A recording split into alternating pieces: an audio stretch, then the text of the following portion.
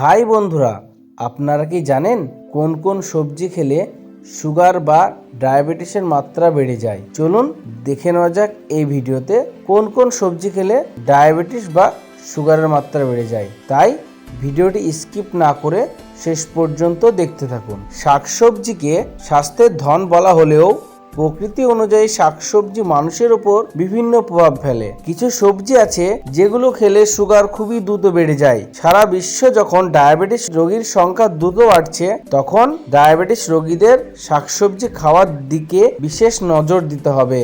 স্বাস্থ্য বিশেষজ্ঞরা পরামর্শ দেন যে ডায়াবেটিস রোগীদের নির্দিষ্ট কিছু শাকসবজি রয়েছে যেগুলো একদমই খাওয়া উচিত নয়। বিশেষ করে যেসব সবজি মাটির নিচে জন্মায় সেসব সবজি ডায়াবেটিস রোগীদের খাদ্য তালিকা থেকে বাদ দিতে হবে। জেনে নেওয়া যাক কোন কোন সবজি স্বাস্থ্যের জন্য উপকারী হওয়া সত্ত্বেও সুগারে ক্ষতি করে।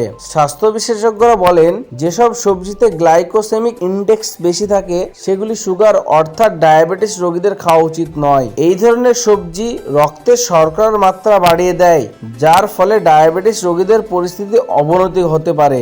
এর মধ্যে রয়েছে আলু, ভুট্টা, মিষ্টি কর্ন, মিষ্টি আলু এবং বাটার স্কোয়াশ সবজি।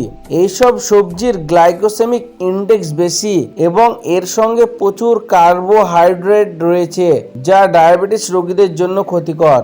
স্বাস্থ্য বিশেষজ্ঞরা বলেন, মাটির নিচে জন্মানো সবজিতে বেশি কার্বোহাইড্রেট থাকে, যা রক্তে শর্করার মাত্রা বাড়ায়। যেখানে কম কার্বোহাইড্রেট শাকসবজি যা মাটির উপরে জন্মায় তাতে কম কার্বোহাইড্রেট থাকে, যা রক্তের শর্করা নিয়ন্ত্রণ করে। তাই খাদ্য তালিকায় সবুজ শাকসবজি অন্তর্ভুক্ত করা উচিত, যেমন পালং শাক, বাঁধাকপি, সবুজ মটরশুঁটি এবং ব্রোকলির মতো সবুজ শাকসবজি খাওয়া খুবই উপকারী। এছাড়াও টমেটো, শিম, বেগুন, মাশরুম, পেঁয়াজ ও শসা খেলে রক্তের শর্করা নিয়ন্ত্রণ থাকে।